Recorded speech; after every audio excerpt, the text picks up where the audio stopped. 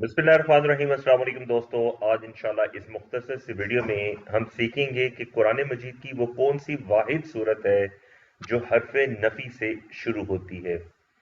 जैसा कि आपको मालूम है कि कुरान मजीद की कुल 114 सूरतें हैं। इन सूरतों का आगाज इसम से भी होता है, फेल से भी होता है और हर्फ से भी होता है। सबसे पहले हम सीखते हैं कि हर्फ कहते किसे हैं। हर्फ कहते हैं वो कलिमा जो ना इस्म होता है और ना फेल होता है, बल्कि वो अपने मानी बताने में इस्म और फेल दोनों का मोहताज होता है।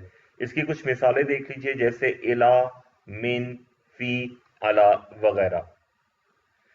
हर्फ की बहुत सारी अकसाम होती है, उसमें से एक किस्म को हर्फ नफी कहते हैं। नफी का मतलब है किसी चीज की नेगेशन करना। हरफ नफी की भी बहुत सारी अकसाम होती है और कुरान मजीद में बहुत से हरफ नफी इस्तेमाल हुए हैं, जैसे मा, ला, लम, लन, लेसा वगैरह। अब हम देखते हैं कि वो कौन सा हरफ नफी है जिससे कुरान मजीद की एक सूरत का आगाज होता है। वो सूरत है सूरतुल बय्यना। पारा नंबर 30 में ये सूरत शामिल है। सूरतुल बय्यना में एक रुकू और 8 आयात हैं। मुसहफ की तरतीब में ये 98 नंबर पे सूरत है और बय्यना का मतलब होता है वाज़े कर देने वाली।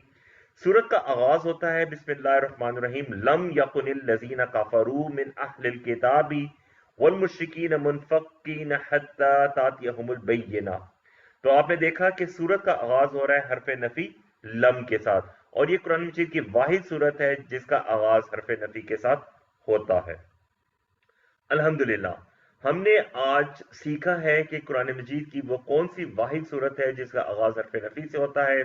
आपसे दरख्वास्त है कि अगर अभी तक आपने YouTube channel students of Quran Majeed को सब्सक्राइब नहीं किया, जो सब्सक्राइब कीजिए, लाइक कीजिए, कमेंट कीजिए, शेयर कीजिए, ताकि आइंदा भी मुफीद कुरानी मालूमात आप तक पहुंचती रहें। अल्लाह से दुआ है कि अल्लाह हमें कुरान पढ़ने, समझने, गौर करने, अमल करने, फैलाने और याद करने की तौफीक दे।